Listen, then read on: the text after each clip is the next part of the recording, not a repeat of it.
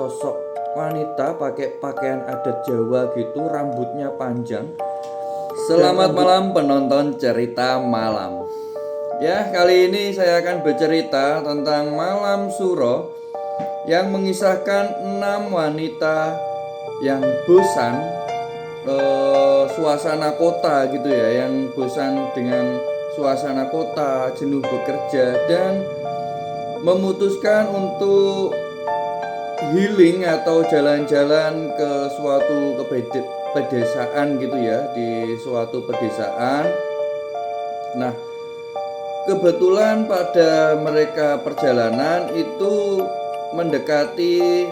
bukan mendekati sih, lebih ke sudah masuk malam-malam suro. Bagi sebagian besar orang, malam satu suro adalah waktu untuk mensucikan diri ya. Waktu yang tepat untuk melakukan hal-hal sakral menurut kepercayaan dia gitu ya. Atau kepercayaan bagi beberapa orang. Namun bagi 6 wanita ini yang kita sebut saja Ambar, Kirana, Feby, Rachel, Tias, dan Diva, itu malah melakukan suatu perjalanan. Jadi kalau di adat Jawa ya, biasanya lebih tepatnya adat Jawa. Ya bukan tepatnya sih, mungkin di adat-adat lain juga itu di suatu daerah tertentu itu kalau malam suro tidak diperbolehkan atau tidak baik jika melakukan suatu kegiatan ya, semisal hajatan dan lain-lain seperti itu ya. Tapi untuk 6 wanita ini, karena mereka sudah jenuh dengan pekerjaannya, sudah jenuh dengan suasana kota, dan bertepatan liburnya itu juga pada saat itu, jadi mereka memutuskan untuk melakukan perjalanan di mana wisata mereka itu hampir merenggut mental mereka gitu ya. Di saat 6 wanita ini merasakan mendapatkan libur gitu ya, mendapatkan libur dari pekerjaannya, kebetulan pada saat itu suro. Jadi 6 wanita sekawan ini karena sudah jenuh dari suasana kota, mereka memutuskan untuk pergi ke suatu daerah atau suatu pedesaan gitu ya, yang begitu dalam ya, suasana desanya itu masih kental banget gitu loh. Jadi sulit sinyal ya, untuk sinyal HP itu sulit, bahkan untuk matahari pun redup gitu ya, karena masih desa banget, jadi masih banyak pohon gitu ya kan. Jadi mereka pergi ke suatu daerah dan menyewa sebuah rumah ala-ala rumah desa gitu, joglo gitu ya. Jadi mereka itu piknik, jenuh suasana kota, piknik, ingin mendapatkan suasana desa ya, ingin mendapatkan ketenangan gitu ya, melihat yang hijau-hijau gitu ya kan, foto-foto gitu. Jadi mereka pergi ke suatu desa yang menurut mereka cocok lah untuk mereka. Mereka menyewa rumah joglo. Jadi rumahnya itu rumah yang masih lama banget, dengan khas desa banget, dengan dindingnya itu masih kayu, bahkan masih kayu yang sudah agak-agak lumutan gitu ya, yang udah tua banget gitu ya. Sore itu pemilik rumah bernama Pak Danu, kita sebut saja Pak Danu, mengantarkan kunci dengan bulat wajah yang teramat datar. Jadi ketika wanita itu sudah pergi ke desa, sudah sewa rumahnya, si penyewa rumah yang kita sebut saja Pak Danu itu mengantar kuncinya, itu ekspresi wajahnya itu biasa-biasa aja, datar aja gitu. Pak Danu ini nggak satisfying banget gitu kedatangan 6 cewek dengan tampilan perkotaan gitu ya. Pak Danu biasa saja gitu. Sebelum melangkah pergi menembus kabut, ia meninggalkan 3 larangan keras. Jadi si Pak Danu ini sebelum meninggalkan mereka, jadi setelah memberikan kunci, Setelah memberikan kunci, Pak Danu ini memberikan pesan lah ya, memberikan pesan kepada wanita-wanita ini. Nanti malam, tepat malam 1 Suro, semua warga Tirakatan di Balai Keramat. Desa bakal sepi. Ingat pesan saya. Suara Pak Danu terdengar berat dan serak. Gitu. Jadi Pak Danu menyampaikan nanti malam 1 Suro, semua warga itu tirakatan atau ada acara lah, hajatan lah di balai desa gitu ya. Desa bakal sepi, jadi semua orang lah satu desa itu ya yang ikut gitu ya kan. Jangan sekali-sekali mengambil foto setelah matahari tenggelam. Jangan tertawa keras-keras dan jangan menyapu halaman di malam hari. Itu 3 pesan yang disampaikan Pak Danu sebelum meninggalkan si wanita-wanita itu ya, setelah memberikan kunci. Pesannya itu jangan mengambil foto setelah matahari tenggelam. Jadi ketika malam mulai tiba, mereka tidak boleh berfoto-foto, tidak boleh tertawa keras.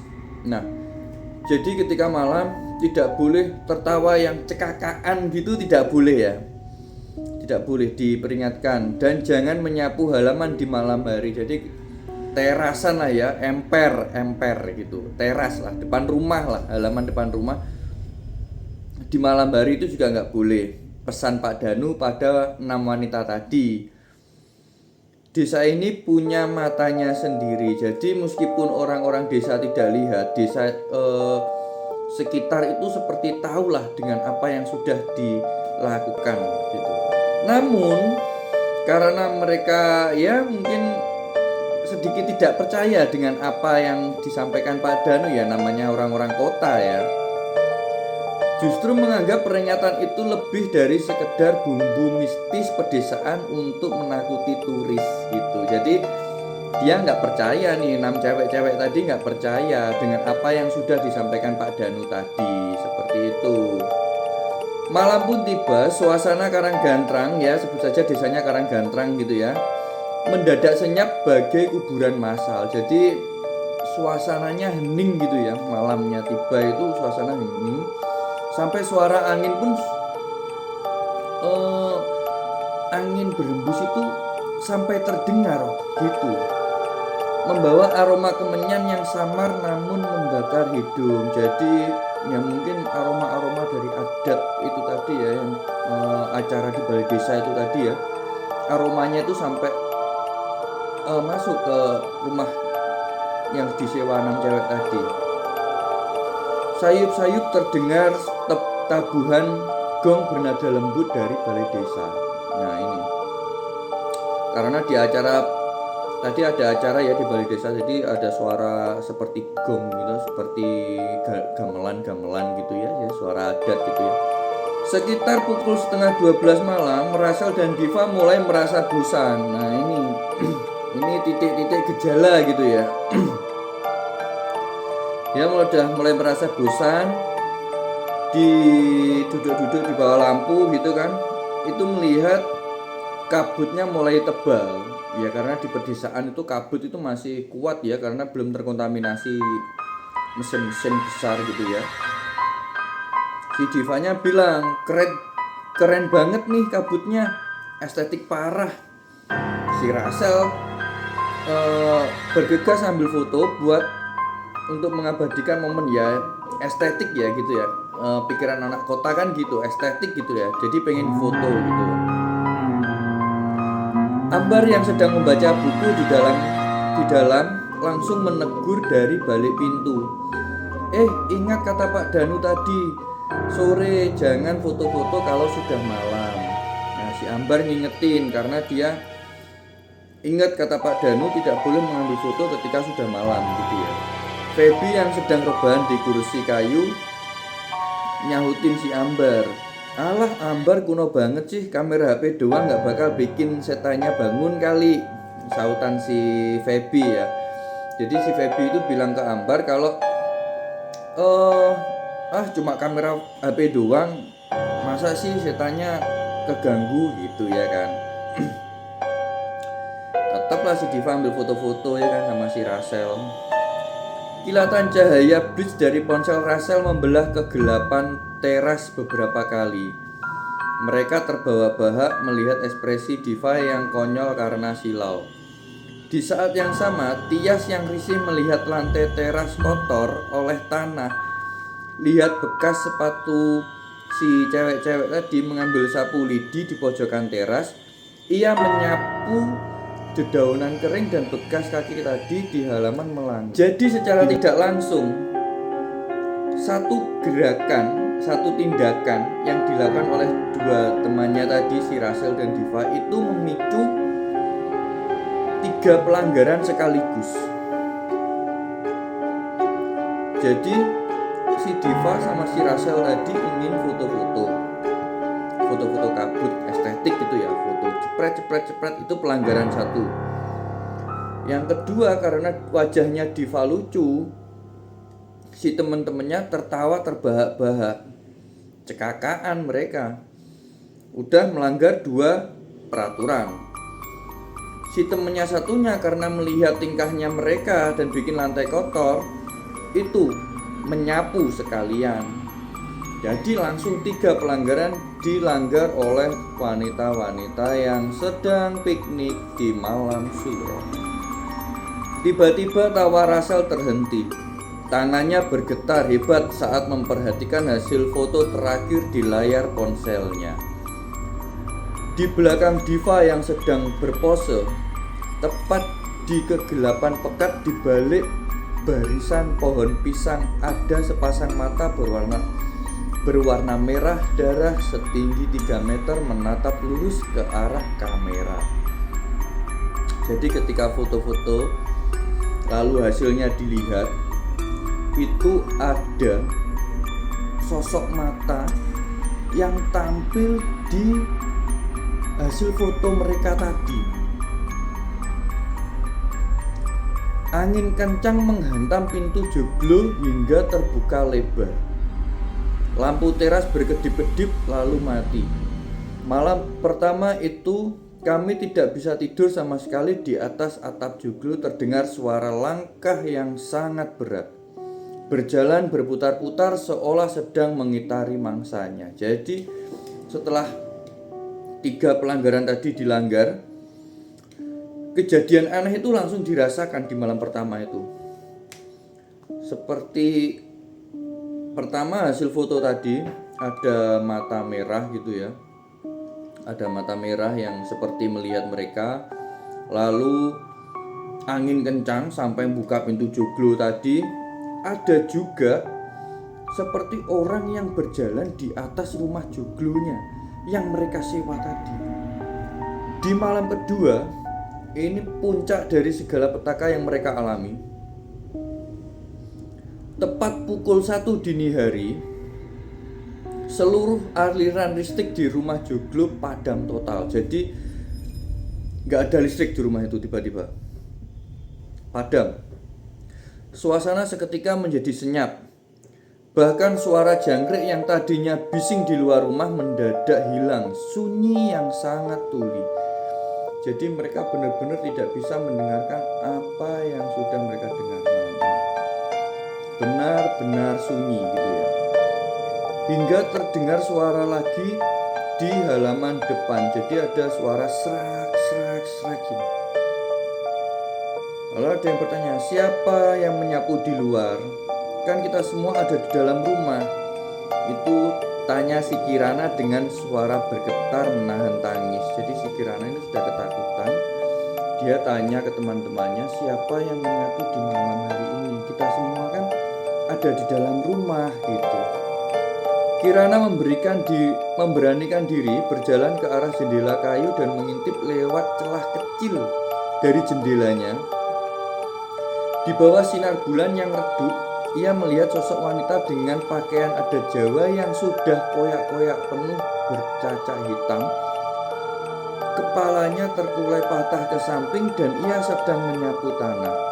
Bukan menggunakan sapu lidi, melainkan menggunakan rambutnya sendiri yang sangat panjang hingga menyentuh tanah. Jadi ketika si Kirana ngintip lewat jendela, si Si Kirana ngintip lewat jendela, dia melihat ke depan, siapa sih yang nyapu gitu ya kan. Ternyata itu sosok wanita pakai pakaian adat Jawa gitu, rambutnya panjang, dan rambut itulah yang seperti menyapu halaman gitu ya. Seperti suara menyapu gitu ya.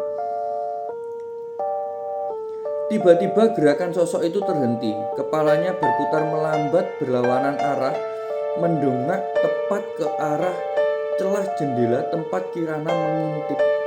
Jadi si hantu ini tadi langsung menoleh gitu ya, menoleh ke belakang, berputar, tapi menolehnya itu bukan melihat gitu, bukan Mak. Jadi seperti berputar gitu loh, berputar paham kan maksud saya, berputar patah gitu ya, berlawanan arah. Dan seperti ada yang menotok pintu gitu. Jendela di depan Kirana ketuk keras dari luar.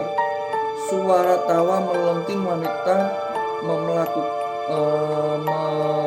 memekakkan telinga kami. Jadi setelah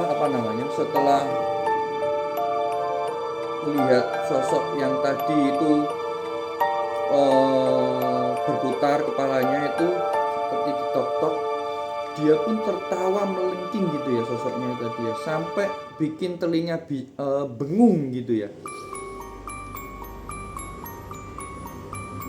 Lampu bris menjepret otomatis berkali-kali menerangi ruangan yang gelap gulita di setiap kilatan. Jadi tiba-tiba ada kilatan-kilatan lagi, padahal mereka nggak foto-foto ya.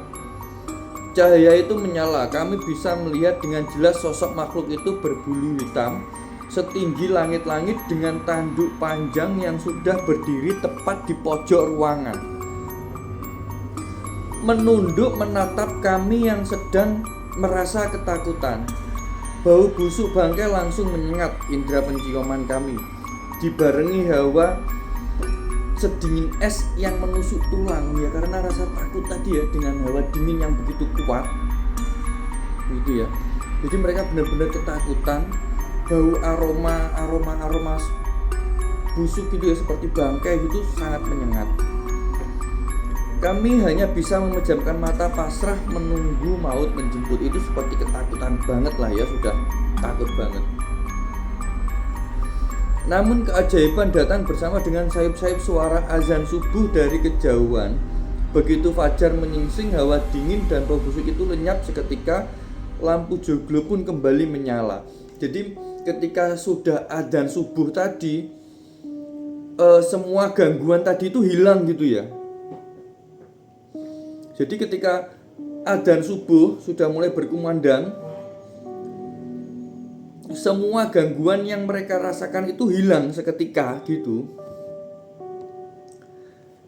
Tanpa membuang waktu sedetik pun, dengan wajah pucat dan mata sembab, kami langsung mempersiapkan koper dan berlari menuju mobil yang untungnya kunci tiba-tiba tergeletak di atas kap mobil. Jadi aneh, seperti diusir halus gitu ya sama penunggu desa mungkin ya.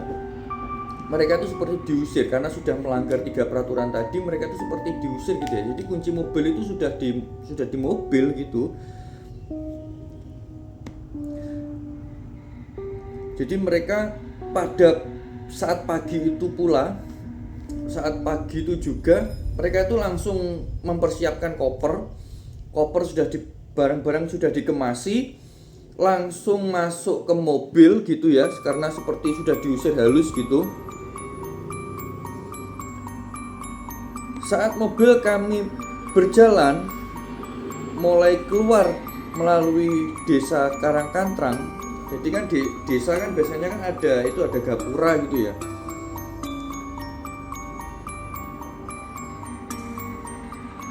Pak Danu sudah berdiri di sana. Ia menatap mobil kami yang melaju kencang dengan tatapan yang sulit diartikan. Jadi ternyata Pak Danu itu sudah mengetahui apa yang terjadi pada wanita-wanita kota tadi.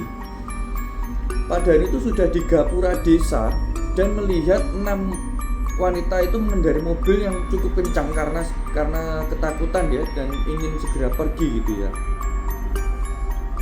Di dalam mobil ketegangan belum sepenuhnya reda. Rachel yang duduk di depan mencoba memeriksa ponsel yang sempat error semalam. Jadi di dalam mobil si Rachel itu ngecek HP-nya lagi gitu ya. Si Rachel ketika ngecek ponselnya itu langsung bilang, "Guys," gitu, manggil teman-temannya gitu kan, "Guys." Tapi suara Rachel itu pelan seperti gemetar ketakutan gitu ya.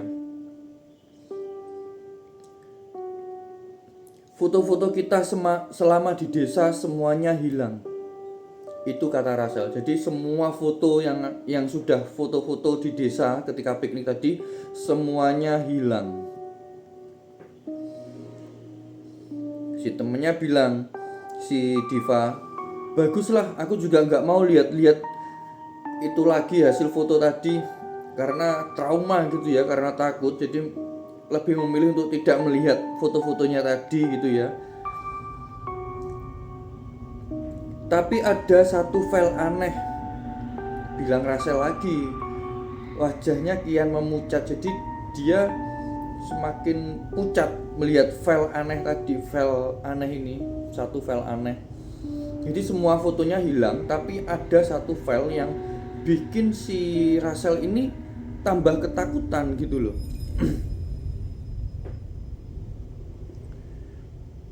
Formatnya rekaman audio, kerekam otomatis jam 2 subuh tadi. Jadi format filenya itu rekaman audio gitu ya,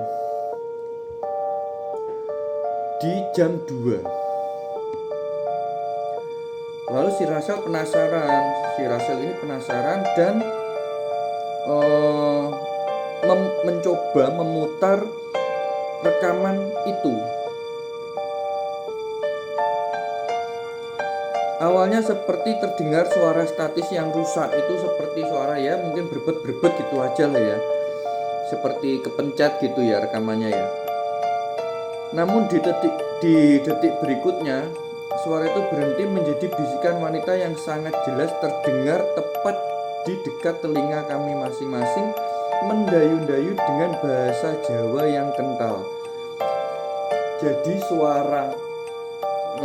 Jadi semua fotonya tadi hilang, cuma ada satu file audio, dan itu mereka nggak merekam, itu rekaman otomatis yang tiba-tiba ada gitu ya.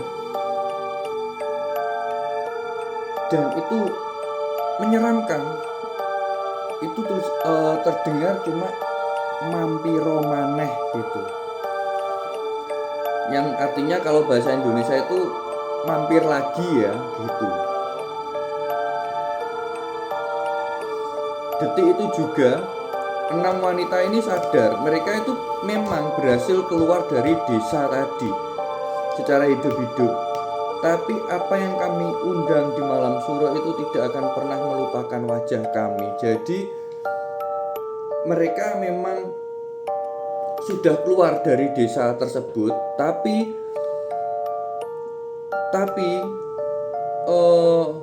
apa yang sudah muncul tadi, si wanita berpakaian adat tadi, mereka berasumsi itu tidak akan pernah melupakan wajah mereka gitu ya. Jadi kesimpulannya, jika kalian ingin pergi ke suatu tempat dan tempat itu tadi ternyata ada adat yang dipercaya atau ada aturan-aturan yang sudah berlaku, aturi peraturan itu, taati adat yang sudah ada, karena itu bisa menimbulkan sesuatu yang mungkin tidak kita inginkan gitu ya. Terima kasih sudah menonton cerita ini. Terus ikuti cerita ini atau channel ini, like, subscribe, komen untuk membantu channel ini dan membangun channel ini menjadi lebih baik. Selamat malam.